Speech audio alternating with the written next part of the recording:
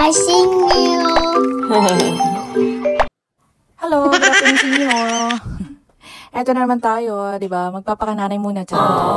Nakalimutan ko 18 na pala yung anak ko. Pero ewan ko ba, gusto ko pa rin siyang paghandaan ng baon. O, di ba? Bumabawi lang tayo.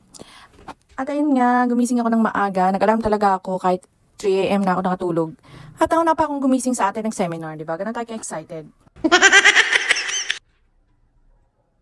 Kasi nga, gusto kong magluto ng almusalin natin kay tapos dahil nga maghapon siya ngayon dun sa training niya. Hindi pala training, ewan ko pa seminar yun. Basta, ayun, kailan ko siyang, gusto ko talaga siyang paghandaan ng babae na kanin. Kasi nga, 8 to 5 ang schedule niya. O syempre, ayokong pumayat siya talaga, charot. Kahit nakaupo lang, syempre nakagutom din kaya yun. Diba yun nga, kahit simpleng ulam lang, basta meron lang siya mabaon. Parang hindi na siya lumabas-labas, lahat wala siyang kakilala dun. Parang hindi na rin siya lumayo. At ayun, syempre, dahil nga maghapon, pinabaunan ko na rin ng biscuit, o, diba? Hindi ko na siya tinanong kung anong gusto niya, basta pinabaunan ko siya, diba? Dahil nga, sigurado, pag nagutom din yun, magiging masarap sa panglasa niya. O, diba, mga inanaminin nyo kahit sino naman, diba? At yun, hindi ko talaga pinawala yung tubig, syempre, mahalaga yun, kasi kahit di man niya gusto yung pagkain, hindi naman niya ganun ka, kasi nga nagdadaya si Ate Kay. Diba, o, inuman niya ng tubig, di busog, diba? At least, magkaroon ng laman yung tiyan niya, diba, sa maghapon. Tapos yun nga, kahit nandun nga siya, may oras pa rin naman sabi ko sa kanya mag-chat siya para halimbawa kung anong kailangan o ano, di ba? Okay naman daw siya.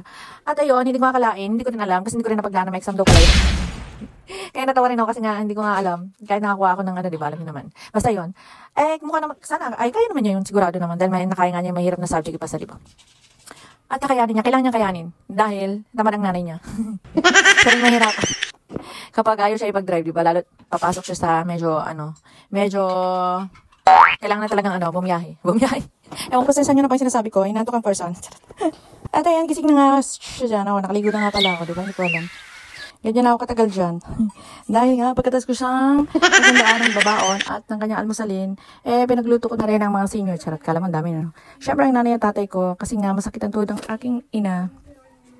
Para hindi na rin siya ma-obliga magluto ngayong araw. At syempre, nagwalis-walis na rin para hindi na rin siya ma-puwersa, diba? Kasi nga, masakit talaga yung tuhod niya. Kulang na lang gumapang siya, mga inahan. Kaya yun, syempre, ang isusuyo ko na lang ay ang pagpapantay kay Saki, diba? Ayun, para panatag din naman ako. At hindi na mahirapan ang aking nanay sa pag-intindi pa sa mga walisin, ligpitin, o sa namin, diba? At ayun, pag-uwi ko nga, hindi pala. Pinaalala ko nga pala muna, syempre, sa aking anak na ulyanin na rin, charot. Ayun nga, ang kanyang mga gagamitin, kahit na kagabi pa ako nagpapaalala sa kanya, makalimutan pa rin talaga. At syempre, dahil pagdating nga doon, nahabol pa rin naman oras kahit medyo giri-giri na kami nakarating. Medyo alanganin na. Nahabol pa rin naman at hindi pa rin naman siya late dahil iba yung napilahan niya. Nagkamali nga siya ng pinilahan. Akala namin ay maaga pa siya. O matid pa nga siya ng flag ceremony. Yung pala, yung mga kasama niya yung na magse-seminar, nandun na sa loob. Pinalipat nga siya, di ba mga inahan? Okay na rin yan. Hindi tayo matututo hanggang di tayo nagkakamali. Ang layo, no? Anong connect? Ayan, syempre, dahil nga, akala namin maaga pa siya, tumakbo muna ako sa convenience store para maghanap ng kanya masusulatan. Dahil buti na lang, merong extra dun sa sasakyan na ballpen, di ba? Hindi na kailangan bumili ballpen, papel na lang. Ayun, di ba? May nakalimutan pa rin talaga. Kasi nga, puro lang siya, pag pinagsasabihan mo, pag pinapaalala, no? Pero ang ending, kagaya ko rin na ulyanin, no? Di ba? May nakalimutan talaga. Okay naman yan, lahat naman ng bagay na gagawa ng paraan, di ba, mga inahan? At yun, medyo nagstay nga ako ng konti. Kasi nga, gusto ko muna siyang makita na makapasok talaga dun sa room na pagsiseminaran nila. Ayun, dahil nga mali nga siya. At may mga tao nang nakaupo doon.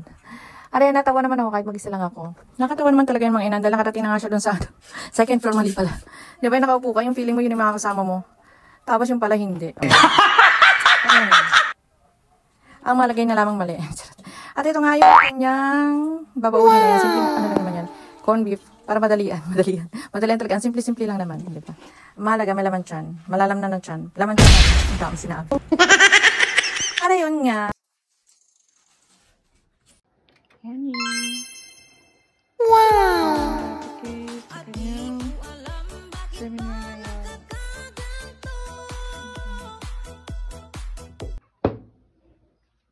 Nasaan niya kanina?